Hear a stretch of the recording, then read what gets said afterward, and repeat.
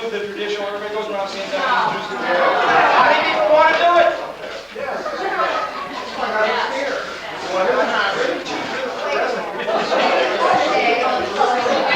About 2 minutes at a time. That he's probably one of the most respected public relations practitioners in the world today. Not the United States. If I had any question about public relations and I had to call one person to get the insight, he's probably the guy that I would call. So on that particular note, and basically what we wanted Pat to talk about tonight was this afternoon was how to do publications and how to do presentations. And basically what we asked Pat to talk about tonight was, do you really need to do publications and presentations, or should you be thinking in other areas? So we're hoping that he will give us a very broad view of the publications and presentations. So with that, I'll give you Patrick Jackson.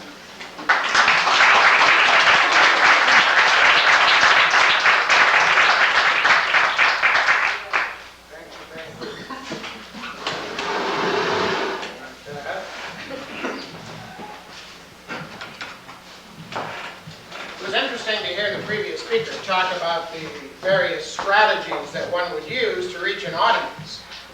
Well, of course, the reason that I wanted him to go first was because if you think I was going to turn the lights down on this group after supper, you're crazy. It is kind of interesting, though, if you step back from what you do every day. And by the way, I think that's the genius of PRSA, and one of the biggest problems we all have is that we don't have time enough to step back and know what we're really about. If you step back and look at what you're doing, you have to ask some pretty serious questions. Well, since all sound public relations begins with asking questions, only of course to make it more expensive for you clients, we call it research. Let me ask you a few, because I think this might focus us very quickly on what I can share with you that I've been able to steal from thousands of practitioners out there and thousands of organizations that we and others have worked with, down to your specific experience. The first question is this. Obvious, first you give a warm-up question, right? So this is the warm-up question. How many of you are involved in getting out publications of some type at some time for your organizations? Anything from brochures to annual reports to newsletters or magazines? Let me see your hands. Wow. Well, not everybody, but pretty near everybody, right? Okay, that was a warm-up question. Now come the tough ones. Why do you do this? Well, it's a serious question. Why are you doing these publications? But that implies, therefore, that there is some kind of natural reason for being of publications. Now listen, there isn't a soul here when they go home and looks in their mailbox that is going to agree with that any longer, right? There is no natural reason for being. If there's any natural reason around publications today, it's that they should evaporate, disappear. So why do you do it? Take a minute, just a quick minute, and make a list, if you've got a sheet of paper, quickly, of your strategies for doing it. Why do you do it? If you do 2 or 3, think of the 2 or 3 and just list a word or 2. Why do you do it? In my role as a management consultant on relationships and behavior, if I was to come around to your employer or your clients, for those of you that are with firms, and I'm real hard-nosed and I said, why are you doing that? What would you tell me?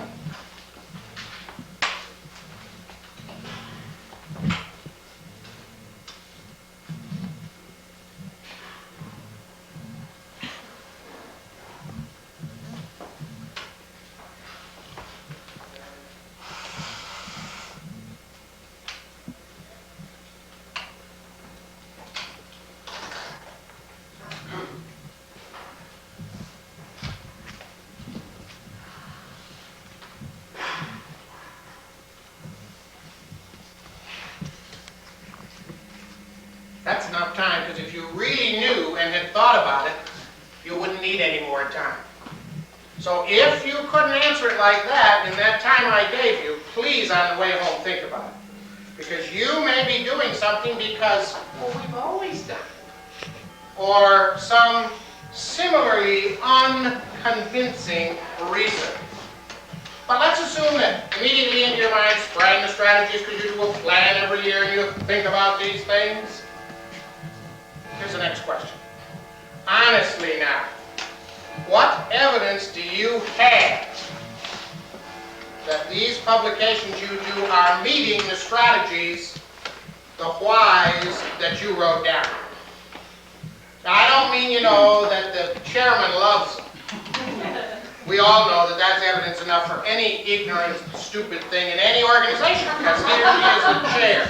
But it doesn't count, because the chair may get hit by a truck, and you'll get a new MBA-type number-crunching chair, right? Okay, so honestly, short of, the phone call says, oh, I really like the cover. That was sure a funny story on page 32. Short of that, what evidence have you got?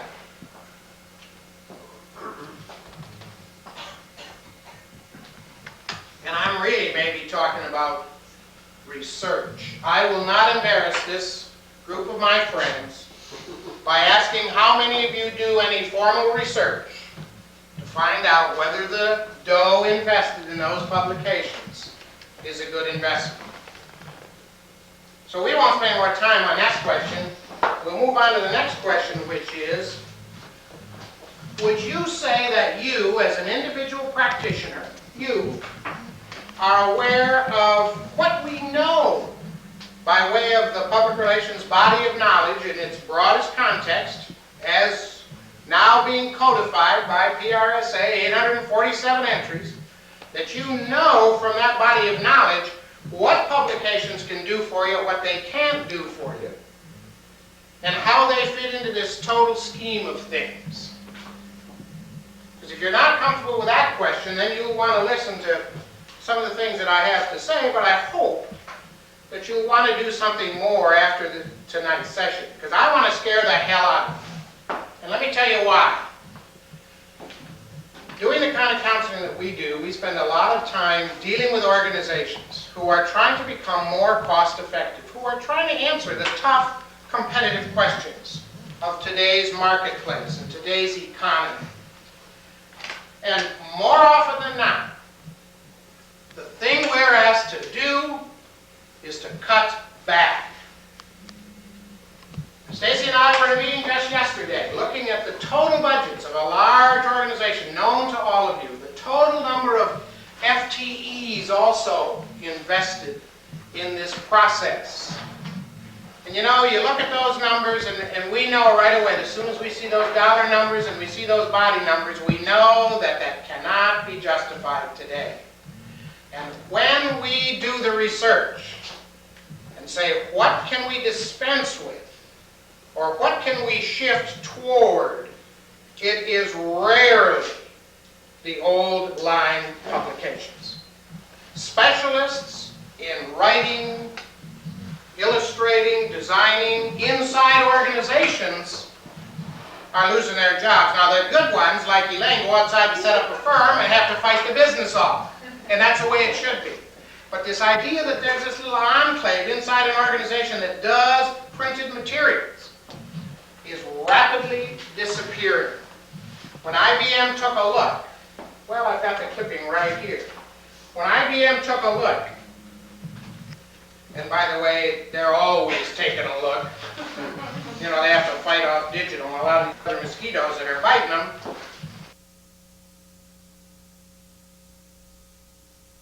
IBM is.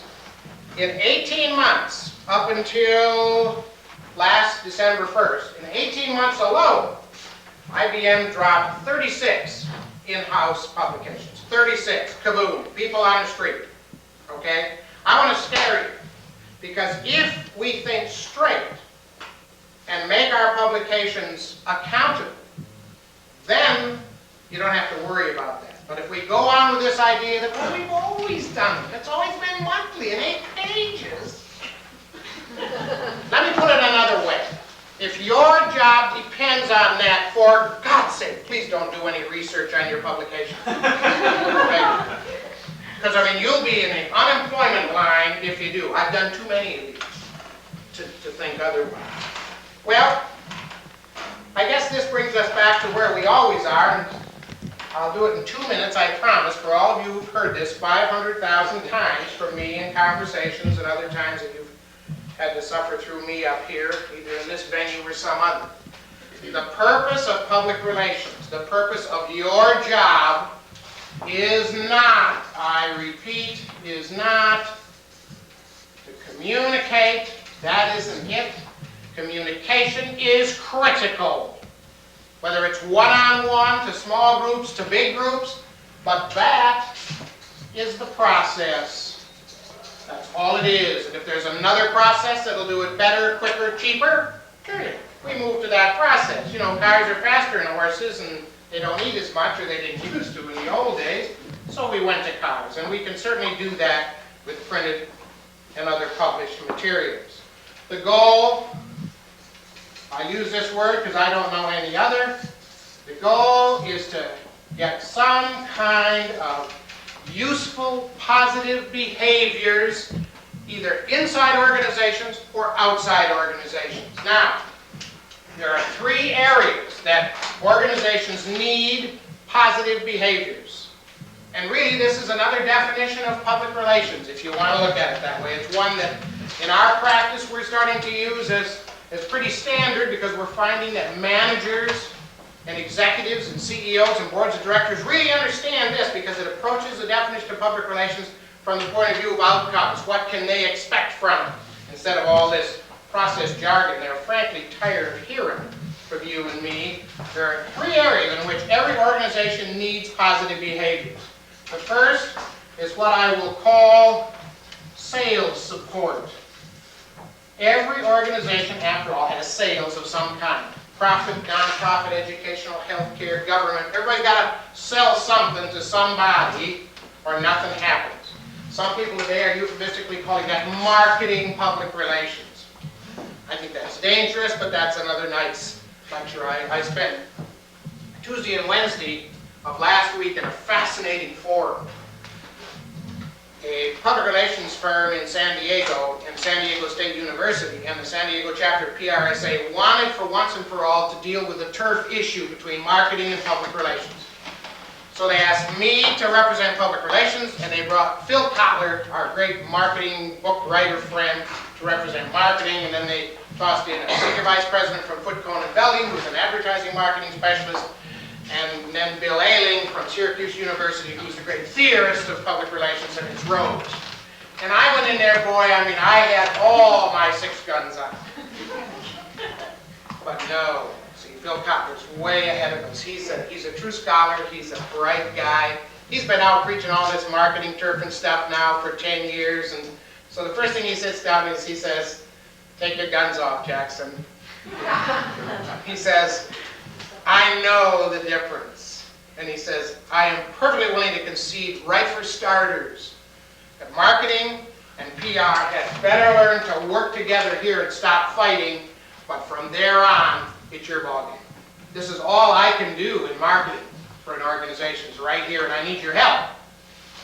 But then these next 2, he says, "That's yours, and please go do a good job. And in my future books, I'm going to put in a chapter to give me an outline of his next chapter, in which he's not going to talk about public relations as some kind of publicity and promotion support for marketing, but rather as something like accounting and human resources and general management that must be done in every organization to succeed. Nonetheless, that's a behavior, we've got a role in it, and in some types of organizations, we really are the salespeople. In membership organizations, for example, we're the ones who do that. The other 2 areas where we need positive behaviors are in public policy.